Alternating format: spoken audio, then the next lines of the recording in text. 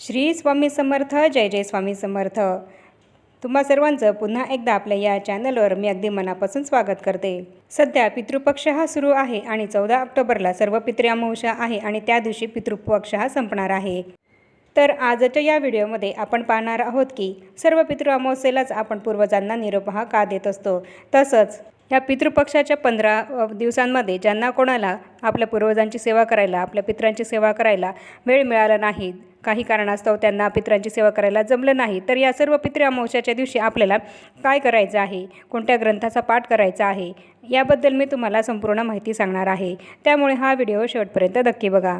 भाद्रपद महिन्याच्या पौर्णिमेपासून तर अश्विन महिन्याच्या अमावस्येपर्यंतचा काळ हा पितृपक्षाचा काळ असतो. पितृपक्षाचे 15 दिवस हे पितरांना समर्पित असतात आणि यावर्षी 29 सप्टेंबरपासून पितृपक्ष किंवा श्राद्ध पक्ष हा सुरू झाला असून 14 ऑक्टोबरला संपणार आहे. सर्व पितृ अमावस्या ही 14 ऑक्टोबरला आहे, ज्यालाच आपण महालय अमावस्या किंवा पितृ अमावस्या किंवा पितृमोक्ष अमावस्या असं म्हणूनसुद्धा ओळखत असतो. आपल्या हिंदू धर्मानुसार पितृपक्षाचा शेवटचा दिवस म्हणजेच पितृ अमावस्या हा दिवस खूप महत्त्वाचा मानला जातो, कारण या दिवशी आपण आपल्या पितरांना निरोप हा देत असतो. असं मानलं जातं की पितृपक्षाच्या या 15 दिवसांमध्ये आपले पूर्वज आपल्या पृथ्वीवर येतात आणि आपल्या कुटुंबातील सदस्यांमध्ये राहतात. तसेच या काळामध्ये पितर आपली क्षुधासुद्धा शांत करत असतात आणि आपण पितरांच्या नावाने श्राद्ध तर्पण करत असतो, पिंडदान करत असतो. त्याद्वारे आपले पितर हे शांत होत असतात. आपल्या पितरांचा आशीर्वाद आपल्यावर कायम राहावा, त्याचबरोबर त्यांना सद्गती मिळावी यासाठी आपण या पितृपक्षामध्ये पितृपक्षाच्या 15 दिवसांच्या काळामध्ये आपण पितरांसाठी तर्पण करतो, श्राद्ध वगैरे करतो आणि त्यानंतर सर्व पितृ अमावस्येचा जो शेवटचा दिवस असतो पितृपंधरवाड्याचा, त्या दिवशी आपण पितरांना आदरपूर्वक निरोप हा देत असतो. सर्व पितृ अमावस्येला ज्यांना आपल्या पितरांची तिथी काय आहे हे काही कारणास्तव माहीत नसतं, त्याचबरोबर या पितृपंधरवड्यामध्ये आपल्या काही कारणास्तव जर त्यांना आपल्या पितरांची सेवा करता आली नाही, पितरांसाठी श्राद्ध तर्पण वगैरे विधी करता आले नाहीत, तर त्यांच्यासाठी सुद्धा हा सर्व पितृ अमावस्येचा दिवस हा खास असतो. म्हणजेच ज्यांना कोणाला या 15 दिवसांमध्ये तिथी माहीत नसल्यामुळे किंवा अन्य काही कारणास्तव जर आपल्या पितरांची जी सेवा असते ती करता आली नाही, पितरांचे श्राद्ध हे घालता आले नाही, तर त्या अशांनी सर्व पितृ अमावस्येला आपल्या पितरांची सेवा करायची असते आणि त्यांच्या नावाने श्राद्ध हे घालायचे असते, पिंडदान तर्पण हे करायचे असते. म्हणून हा सर्व पितृ अमावस्येचा दिवस हा खास असा मानला जातो. सर्व पितृ अमावस्या या नावातच सगळं काही आहे, म्हणजेच की सर्व पित्र आपल्याला जे माहीत आहे ते सुद्धा आणि जे आपल्याला माहीत नाही असे सुद्धा पितर, या पितरांचे आपल्याला सर्व पितृ अमावस्येच्या दिवशी श्राद्ध घालायचे असते. सर्व पितृ अमावस्येला आपण आपल्या पितरांचे श्राद्ध करून, पिंडदान करून, तर्पण करून त्यांना निरोप हा देत असतो आणि त्यानंतरच हा श्राद्ध पक्ष संपतो. तर केवळ आपल्या पितरांची तिथी काय आहे हे माहीत नसणं किंवा इतर काही कारणास्तव जर आपल्याला या 15 दिवसांमध्ये आपल्या पितरांची सेवा करायला नाही जमलं, तर केवळ आपल्याला सर्व पितृ अमावस्येलाच आपल्या पितरांच्या सेवाही करायला जमत असते. त्यामुळे या सर्व पितृ अमावस्येला आपण पितरांची सेवा करून त्यांना निरोप हा देत असतो. सर्व पितृ अमावस्येचा दिवस हा पितृपक्षाचा शेवटचा दिवस असतो, त्यामुळे आपल्याला या दिवशी आपल्या पितरांना निरोप हा द्यावा लागतो. तर याप्रमाणे आपण बघितलं की सर्व पितृ अमावस्येला आपण आपल्या पितरांना निरोप हा का देत असतो. तर आता आपण बघूया की आपल्याला जर या पंधरवड्यामध्ये कुठली सेवा करायला आपल्या पितरांची नाही जमलं, तर आपल्याला सर्व पितृ अमावस्येच्या दिवशी कोणत्या ग्रंथाचा पाठ हा करायचा आहे ते आता आपण बघूया. आपल्या पितरांची सेवा करण्यासाठी सर्व पितृ अमावस्या हा दिवस अतिशय प्रभावशाली असा असतो आणि या दिवशी आपण जर आपल्या पितरांची सेवा अगदी मनाने आणि पूर्ण श्रद्धेने जर केली, तर आपले पितर हे आपल्याला खरंच भरभरून असा आशीर्वाद देत असतात. आणि या सर्व पितृ अमावस्येच्या दिवशी संध्याकाळी दिवे लागण्याच्या वेळी आपले जे पूर्वज आपल्या पृथ्वीवर आलेले असतात ते स्वर्गाच्या दिशेने जातात असं मानलं जातं. आणि याच वेळेस जर आपण आपल्या घरामध्ये या एका ग्रंथाचे पारायण जर केले, दक्षिण दिशेकडे तोंड करून आपण या ग्रंथाचे पारायण आपल्या घरी जर केले, तर आपले जे पूर्वज आहे ते त्यांच्या लोकामध्ये जाताना त्यांना ज्या काही अडचणी येत असतील त्या दूर होतात आणि त्यांचा प्रवास हा सुखकर होतो. केवळ याचमुळे आपल्याला या ग्रंथाचे पारायण या सर्व पितृ अमावस्येच्या दिवशी संध्याकाळी दक्षिण दिशेकडे तोंड करून करायचे आहे.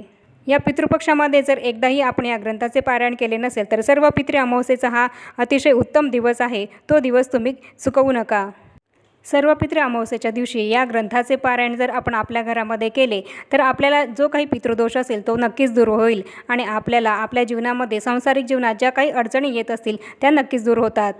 आपल्याला आपल्या दैनंदिन जीवनामध्ये जीवन जगत असताना अनेक अडचणींचा सामना हा करावा लागतो. तर तो का तर आपल्याला पितृदोष असतो आणि या पितृदोषापासून आपल्याला आपली सुटका व्हावी यासाठी आपल्याला या ग्रंथाचे वाचन करणं, या ग्रंथाचे पारायण करणं हे अतिशय उपयुक्त असं ठरत असतं. तर तो ग्रंथ कोणता आहे तर तो भागवत ग्रंथ आहे. भागवत ग्रंथाचे पारायण केल्याने आपल्या पितरांना सद्गती मिळत असते आणि आपली पितृदोषातून मुक्तताही होत असते. त्यामुळे या ग्रंथाचे पारायण या दिवशी संध्याकाळी दक्षिणेकडे तोंड करून तुम्ही नक्की करा. श्रीमद भागवत ग्रंथ हा खूप मोठा आहे आणि तो ग्रंथ आपल्याला एका दिवशी वाचणं हे काही शक्य होत नाही. अशा वेळेस आपल्याला आपल्या गुरुमाऊलींनी आपल्या सर्व स्वामी सेवेकऱ्यांसाठी 700 श्लोकी संक्षिप्त श्रीमद भागवत हा ग्रंथ तयार केला आहे. यामध्ये छोटे छोटे असे 13 अध्याय आहे आणि हा ग्रंथ वाचायला आपल्याला 1.5 ते 2 तास लागतात. या ग्रंथाचे पारायण करताना आपल्याला दक्षिणेकडे तोंड करून आसनावर बसून या ग्रंथाचे पारायण करायचे आहे.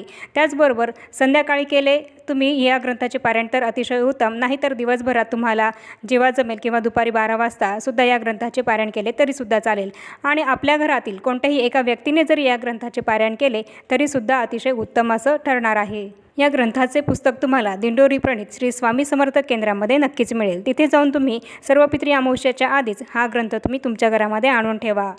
या ग्रंथाचे वाचन करताना सर्वात आधी आपल्याला आपल्या पूर्वजांचे, आपल्या पितरांचे स्मरण करायचे आहे आणि त्यानंतर वाचन सुरू केल्यानंतर 1 ते 13 जे अध्याय आहेत ते संपूर्णपणे आपल्याला एकाच बैठकीमध्ये पूर्णपणे वाचायचे आहे. असा आपला संक्षिप्त भागवत या ग्रंथाचा एक पाठ हा पूर्ण होत असतो. ही जी सेवा आपण आपल्या पितरांची सर्व पितृ अमावस्येच्या दिवशी करणार आहोत तिचा लाभ हा आपल्याला आपल्या संपूर्ण कुटुंबाला नक्कीच होतो. या ग्रंथाचा आपण एकच पाठ करणार आहोत, त्यामुळे याचे वेगळे कुठले असे नियम नाही आहेत. फक्त आपल्याला दक्षिणेकडे तोंड करून ह्या ग्रंथाचे वाचन करायचे आहे. त्यामुळे या 15 दिवसांमध्ये जर तुम्ही आपल्या पितरांची सेवा केली असेल किंवा केली नसेल तरीसुद्धा या ग्रंथाचा सर्व पितृ अमावस्येच्या दिवशी नक्की एक पाठ हा जरूर करा. यामुळे आपल्या पितरांना सद्गती मिळते आणि आपल्याला जो काही पितृदोष असतो तो दूर होत असतो.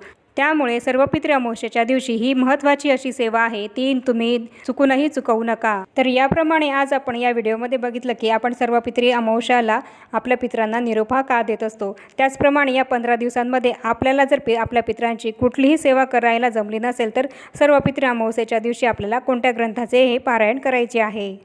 आणि आता या छोट्याशा माहितीसोबत आपण आपला आजचा हा व्हिडिओ इथेच थांबूया. आणि हो, चॅनलला जर पहिल्यांदाच आला असाल तर चॅनलला जरूर सबस्क्राईब करा आणि अशीच नवनवीन आध्यात्मिक माहिती जाणून घेण्यासाठी चॅनलला सबस्क्राईब तर जरूर करा, पण त्याचबरोबर बेल आयकॉन बटन हे सुद्धा प्रेस करायला विसरू नका. आणि त्याचबरोबर मी दिलेली ही माहिती जर तुम्हाला आवडली असेल तर या व्हिडिओला जास्तीत जास्त लाईक आणि शेअर जरूर करा. आणि भेटूया पुन्हा अशाच नवीन माहितीपूर्ण आणि महत्त्वपूर्ण अशा आध्यात्मिक माहितीसोबत. तोपर्यंत सर्वांना श्री स्वामी समर्थ.